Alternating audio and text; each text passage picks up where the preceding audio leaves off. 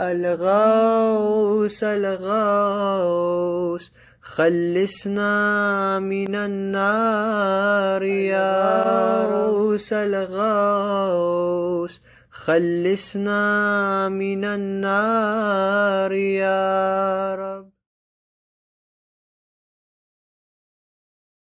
أعوذ بالله من الشيطان الرجيم. بسم الله الرحمن الرحيم. الحمد لله رب العالمين وبه نستعين وهو خير ناصر ومعين. ثم الصلاة والسلام على سيدنا محمد وأهل بيته الطيبين الطاهرين. اللهم صل على محمد وآل محمد وعجل فرجهم. Alhamdulillah, with the tawfiq of Allah subhanahu wa ta'ala and with his blessings, we are able to fast in this month and take out some time to reflect on the names of Allah subhanahu wa ta'ala, the attributes of Allah subhanahu wa ta'ala in this Jawshan Kabir section. We are at section number 6 and we're looking at the segments of section number 6, and we came up to the 6th segment. And we said that in this link or in this section, God is talking about some of his attributes, and then what is the impact of these attributes on his creation. In the first 5 segments, whenever Allah wanted to talk about this action, reaction, or not action, reaction, but ma'rifah, understanding, comprehension, impact, I get ma'rifah of something, what is the impact?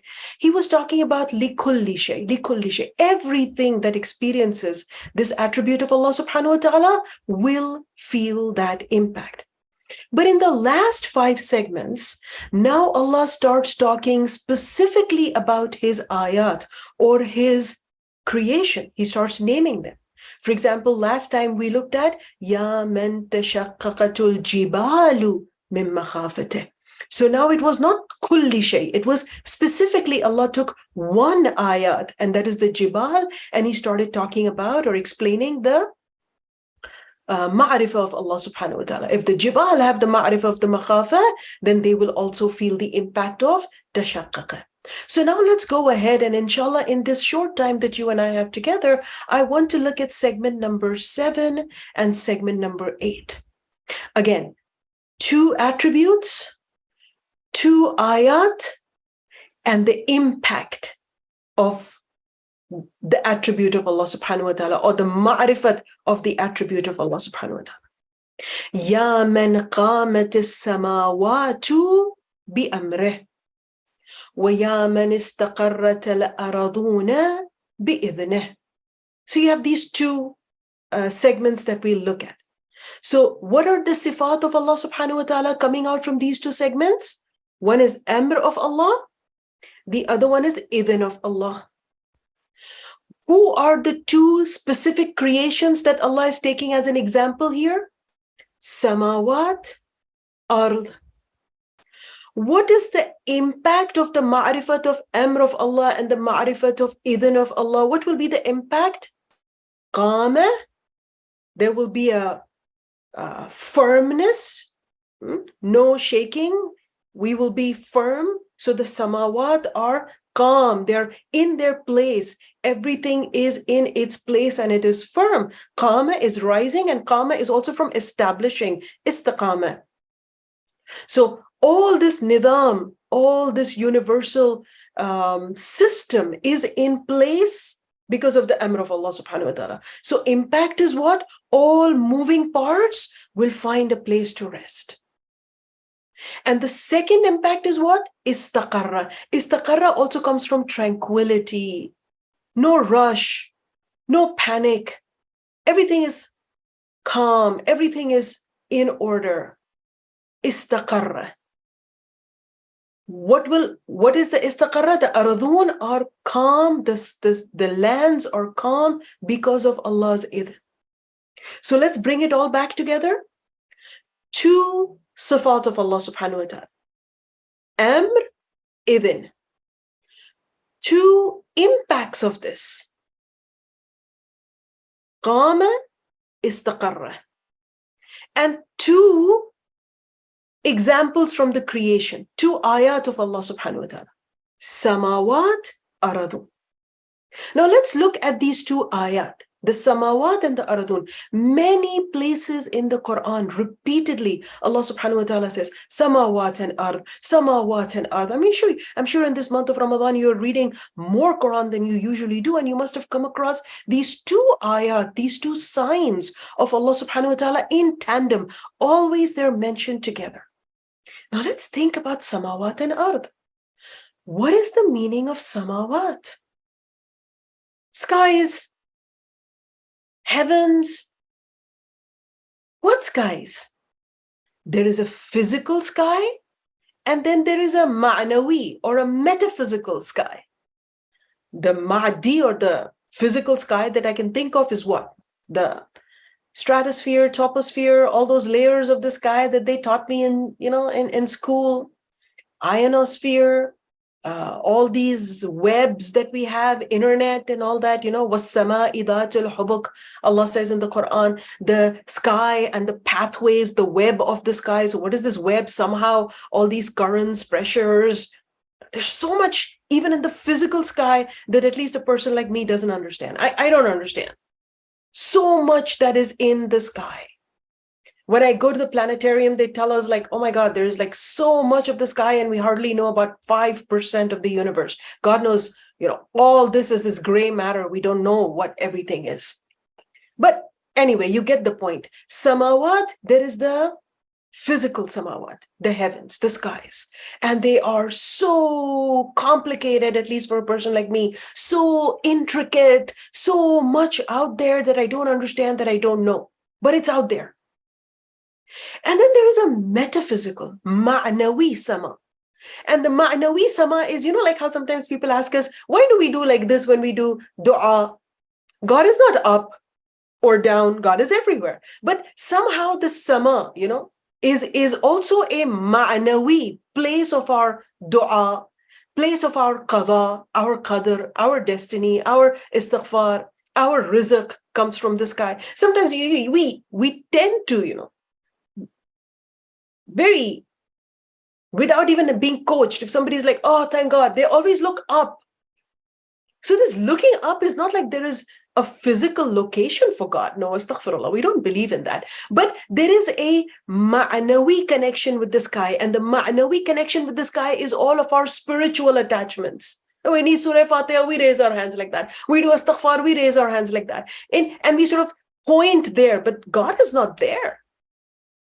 But the skies represent a physical and all this nitty-gritty of cosmology, and then the metaphysical, the ma'nawi location of our du'as, of our hajat, of our, we just intrinsically, we just look up, right?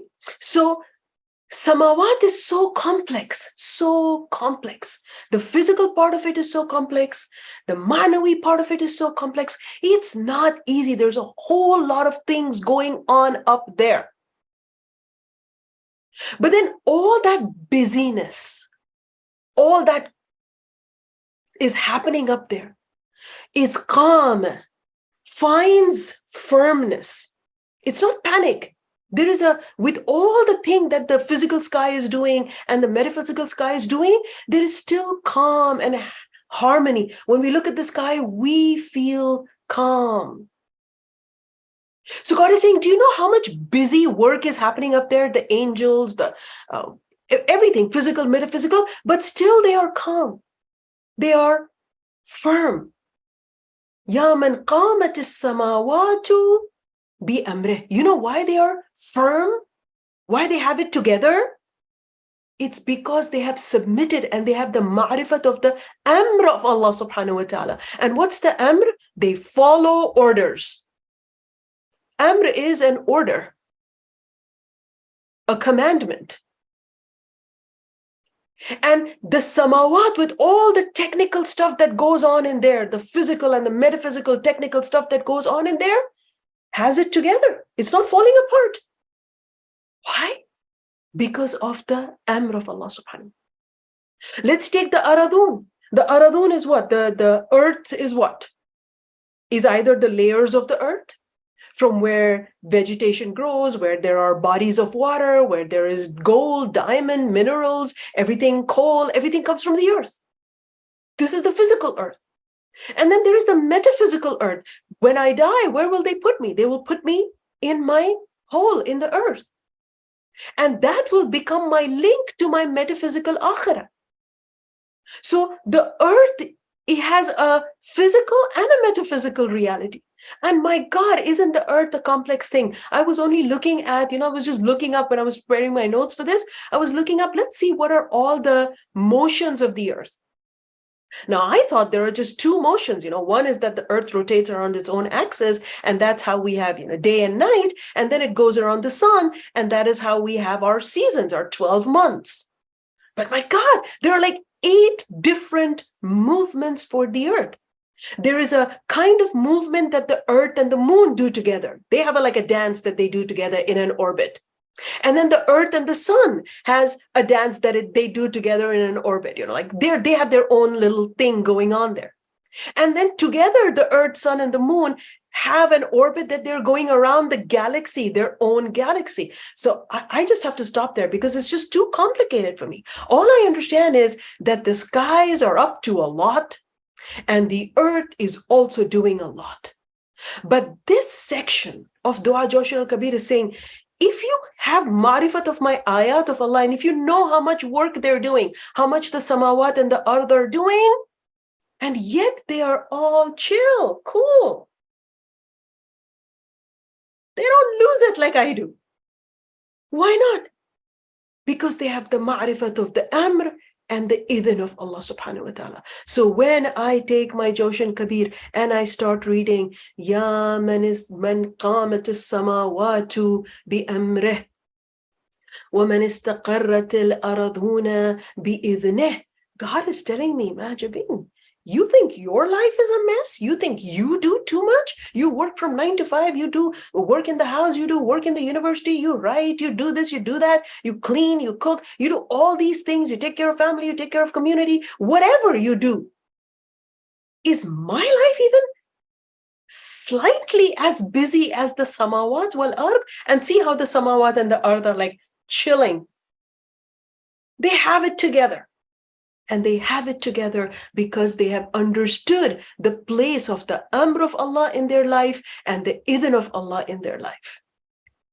If today I start understanding the commands of Allah in my life, I apply the commands of Allah, I obey Allah subhanahu wa ta'ala, and when things just don't make sense to me, I say, biidhnih, inshallah, mashallah, biidhnillah. I leave it to Him. Then perhaps, there will be that istiqamah in my life, and there will be that istiqrar in my life. So these two sections are inviting us to look at the samawat and the ard, try and understand their busyness, and then see how chill they are.